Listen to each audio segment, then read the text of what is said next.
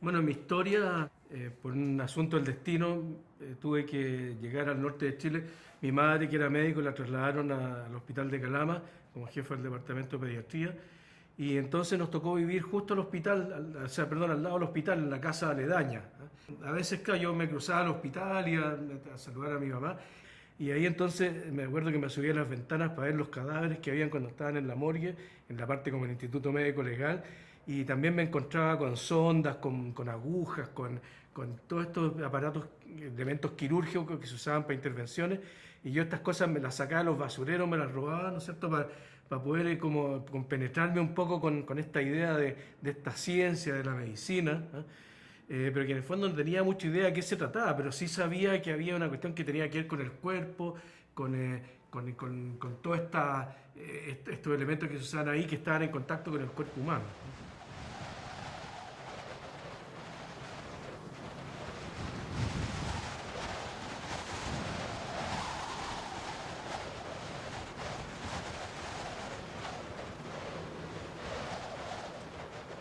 Estando yo en el colegio en Calama, muchos de los paseos de curso que se hacían en localidades aledañas, ¿no es cierto?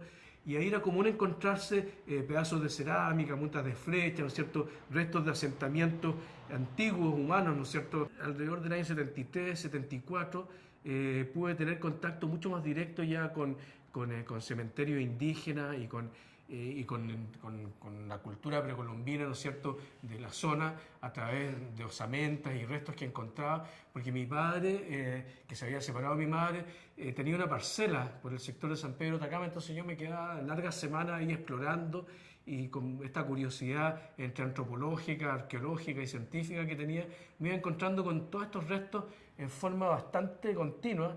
Y entre medio también compartía con el padre Lepage, que era el arqueólogo principal de ahí de la zona y que fue el que estudió todas estas culturas de una manera bastante caótica y desordenada en esa época, porque fue cuando empezó a implementar el Museo Arqueológico de San Pedro de Atacama. Pero todo este contacto, ¿no es cierto?, con las momias, con las osamentas, fue algo que, claro, algo me hizo clic ahí que después se gatilló mucho más tarde, cuando a los 24 años, sí, a los 24 años realizo mi primera obra con osamentas que se llama La lección de anatomía, ¿no?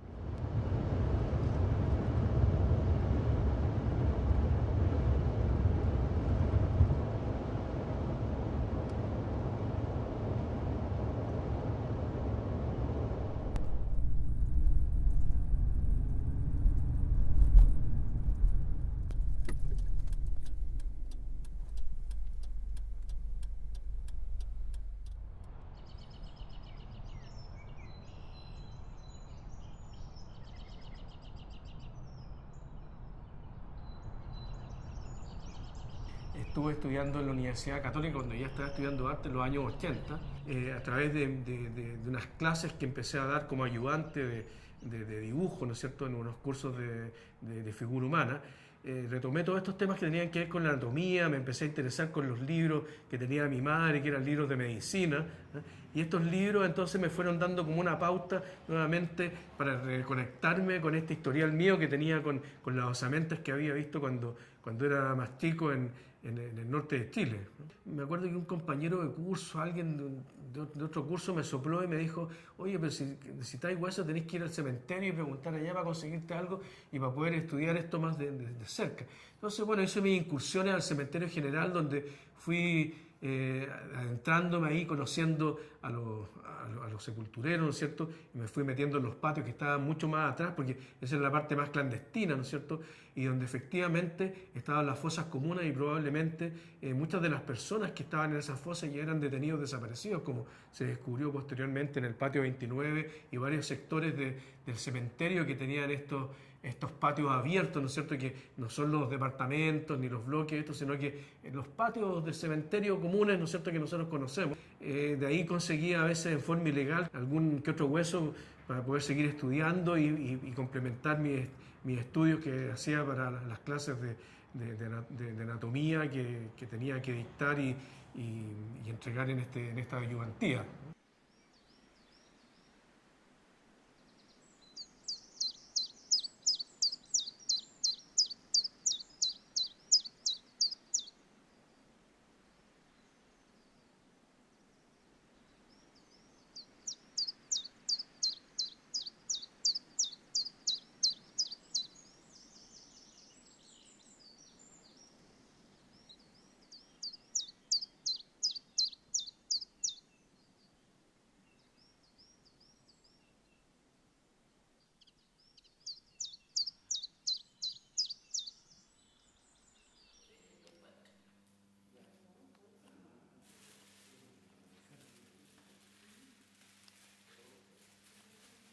había cambiado a vivir a unos departamentos en la Villa Olímpica, que era uno de los sectores más conflictivos de Santiago en la época de la dictadura, porque cuando habían protestas o se producían levantamientos y azonadas populares, el lugar de verdad era un lugar que tú no podías salir de la casa. De hecho, en varias ocasiones yo tuve que meterme debajo de la mesa y esconderme porque las piedras corrían de un lado a otro y me quebraban los vidrios. Y entonces era un momento bastante difícil, bastante tenso. Y bajo ese clima fue cuando yo produje esta obra, en 1983. Bueno, la obra en sí consiste en más de un centenar de huesos humanos, ¿no?, que fui consiguiendo en el cementerio en esa época, por partes, ¿no? Iba sacando a poco, de acuerdo a lo que me conseguía con el Instituto de Anatomía o con algunos sepultureros que me ayudaron, ¿no es cierto? Fueron muchas, me acuerdo que me pasaron un calcetín lleno de huesos de un pie, que después lo limpié, algunos fémures. Logré reunir alrededor de 150 huesos. Entonces comencé a conectar esto con este trabajo anterior que estaba haciendo con la madera. De hecho, ya tenía unos trabajos en donde yo disponía objetos de madera sobre el suelo, cucharas de palo, cepillos, todos elementos de madera, y que estaban rotulados con esta frase de Nicanor Parra, que lo reconozco bien, este es el árbol que mi padre plantó frente a la puerta. Entonces, en ese momento fue cuando yo empecé a ver los huesos también como si fueran pedazos de madera. ¿Qué pasaría si en vez de usar madera yo utilizara estos huesos y pasara ya directamente desde la metáfora de los desaparecidos encarnados como en esta idea de un árbol muerto, ¿no es cierto?, que uno iba como a reclamar a la morgue, a poner directamente los huesos? O sea, en el fondo, ¿qué mejor para hablar en Chile sobre los detenidos desaparecidos, sobre la muerte, sobre los fenómenos políticos que estaban ocurriendo en ese momento con la represión de la dictadura, ¿no es cierto?, que directamente mostrando los huesos, no tenía un cráneo? Entonces eso ya me hablaba muchísimo. Piensen ustedes que estábamos en el año 83, en pleno contexto de la dictadura. Por lo tanto, no era tan sencillo decir voy a hacer un trabajo con huesos y lo voy a exponer en cualquier lugar y voy a causar una conmoción y que me lleguen encima los de la CNI y me lleven preso. Entonces decidí colgarme de un dato cultural importante, y que es una obra de Rembrandt que se llama La lección de anatomía.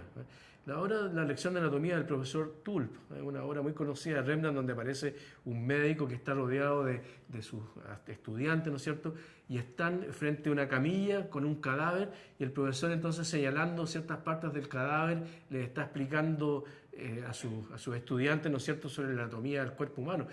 Porque de esa manera entonces podía como simular y tener un discurso que lo vinculara con la historia del arte y sortear como, por así decirlo, explicaciones que en ese momento yo me anticipaba a dar en caso que tuviera algún problema de tipo político, ¿no es cierto?, alguna persecución política y yo pudiera como zafar por algún lado.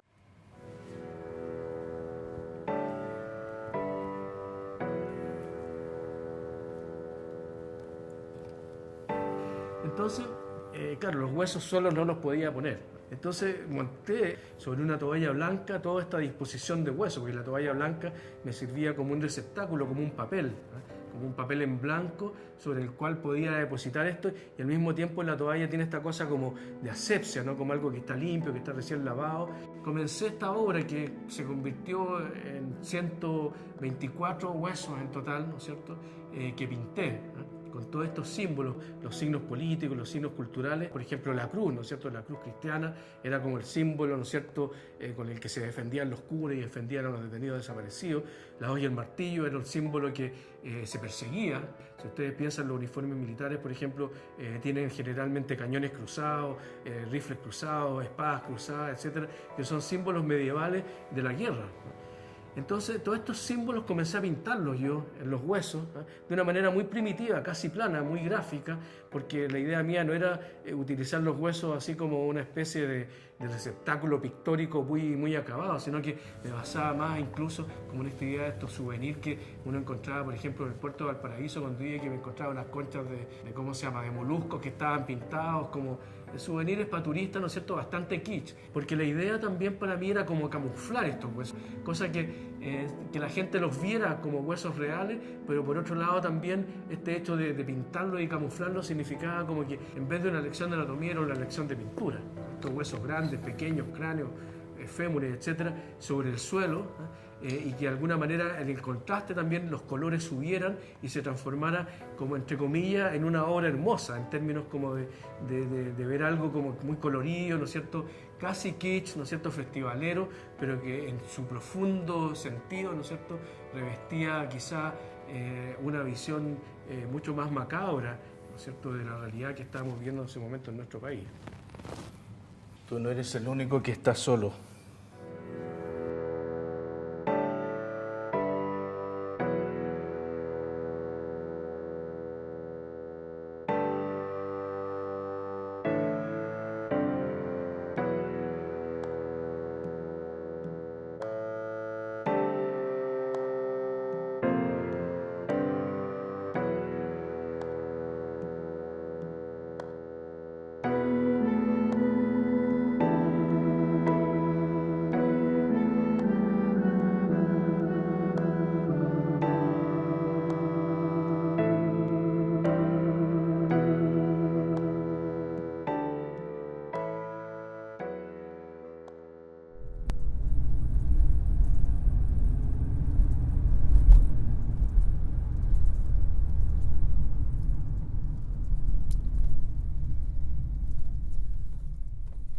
Hola, estamos trabajando con don Mario Guerra aquí, somos el Instituto de Anatomía.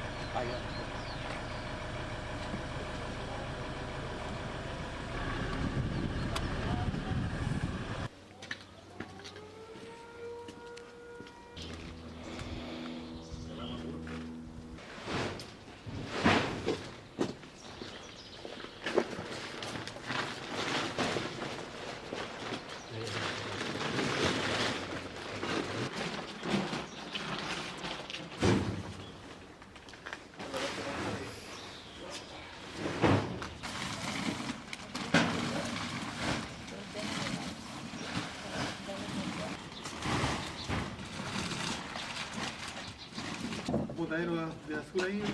Ah, la basura. Vaya.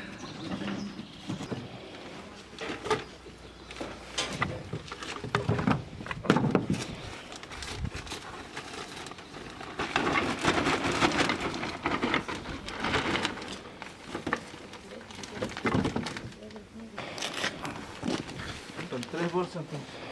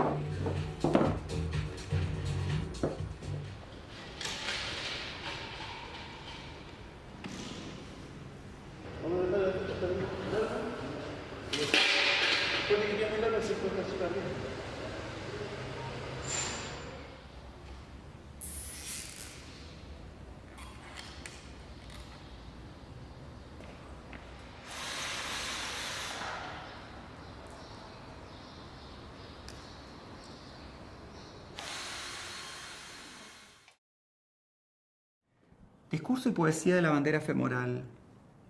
La bandera femoral es transparente. Como símbolo lleva su referente en el borde. La bandera linda con lo humano, confina en un litoral de fémures. No es un estandarte que configura en una pobre metonimia al pueblo, más bien ella, representada por él, es un osario que abanderado evoca lo humano. Aquí la bandera osa levantarse por sus propios miembros.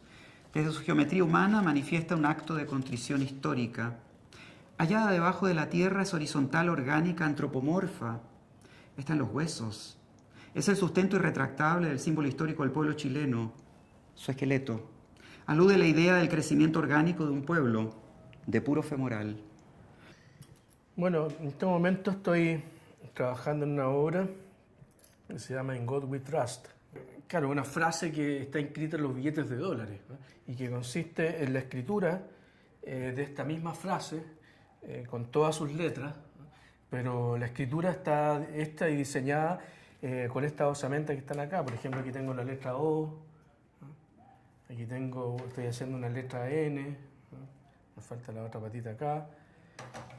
Aquí, por ejemplo, tengo una letra R, ¿no? Ustedes la ven. Y todo esto está hecho con la combinación de costillas, fíbulas, radios, cúbitos, que son huesos del brazo, el hueso de la pierna, y las costillas, por supuesto, ¿no? Que son las que me ayudan a dar la curvatura. Entonces, yo para conseguir el dibujo de estas letras, lo que voy haciendo es que las voy amarrando con alambre de cobre, ¿no? Y en algunas partes le echo pegamento para que queden más fijas, y después entonces las dispongo sobre el muro, que ahí voy a discurrir el sistema una vez que presente la obra, ¿no? Pero la idea es que sea como lo más neutro posible, que no existan como muchos materiales a la vista, salvo el cobre, que me interesa porque el cobre también, así como el hueso es un significante material en el sentido de que corresponde a un cuerpo humano y evoca la muerte, o sea, en sí mismo ya contiene un significado, el cobre también contiene un significado como material, ¿no es cierto?, químico, mineral, ¿no? Pero en el sentido de que el cobre es un elemento transmisor, ¿no? Un elemento transmisor de calor, transmisión de energía. La energía eléctrica se traslada a través del cobre, ¿no es cierto? Entonces, por esa característica me interesa vincularlo también con las osamentas, ¿no? Porque de alguna manera esta amarra no es una amarra solamente para armar la letra, sino que es una amarra, por así decirlo, energética. Aquí yo estoy poniendo cierta energía y también estableciendo como una especie de reparación, ¿no? Y creo que deberíamos pensar en qué es lo que significa eso, ¿no? O sea, confiamos en Dios, ¿no es cierto? Creemos en Dios, que es el motivo que aparece en los billetes de dólar, pero finalmente reducido a esta instancia, ¿no es cierto?, que son los huesos, que es la muerte, nos está hablando también de una cierta brutalidad de lo que representa el dólar dentro del sistema capitalista.